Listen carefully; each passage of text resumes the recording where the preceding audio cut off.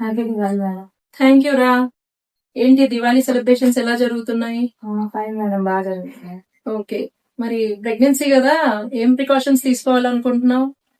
అదే madam, sound pollution లేకుండా హార్నే పెట్టుకుందాం అనుకుంటున్నాను. ఇంకా ఎక్కువ పొగ రాకుండా మాస్క్ పెట్టుకుందాం అనుకుంటున్నాను. ఓకే, అంటే మనకి డైరెక్ట్ సౌండ్ లో ఎక్స్పోజ్ అవుతే నీ బేబీకి నీకు ఇబ్బంది అవుతుంది. ఇప్పుడు 5th month కదా మేడం, ప్రాబ్లం లేదు కదా అని. బేబీకి ఇంకా వినిపిస్తుంది కదరా, 5th month ఉన్నా కూడా ఇప్పుడు నువ్వు మాట్లాడేది ప్రతిదీ వినిపిస్తుంది. అండ్ ఈ సౌండ్ క్రాకర్స్ కూడా మీకు వినిపిస్తాయి.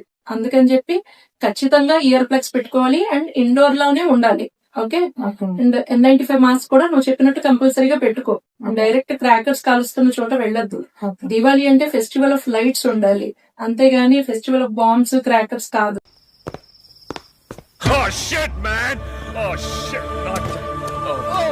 Oh. అండ్ డ్రెస్సింగ్ గురించి కాటన్ డ్రెస్ వేసుకున్నాము.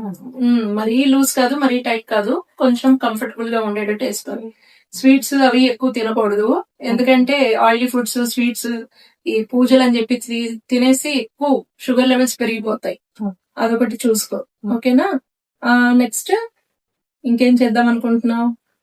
ఇంకా ఈ హౌస్ అన్ని క్లీన్ చేసుకోవాలనుకున్నాం మేడం, ఇంకా స్టార్ట్ చేయలేదు, చేస్తాం. హౌస్ క్లీనింగ్ అప్పుడు ఎలర్జీ కాంపిడెంట్ ఎక్కువ ఉంటుంది, అందుకని ఖచ్చితంగా మాస్క్ పెట్టుకోండి. ఓకే. అండ్ వీరనారి లాగా ఇటు అటు సోఫాలు, బెడ్స్ జరిపేయద్దు. ఫిజికల్ యాక్టివిటీ ఎక్కువ చేసి బరువులు మోయడం అలాంటివి ఏమి చేయకు, సరేనా? ఓకే. వేరే వాళ్ళ హెల్ప్ తీసుకో, జాగ్రత్తగా ఉండండి అండ్ సేఫ్ గా ఉండండి.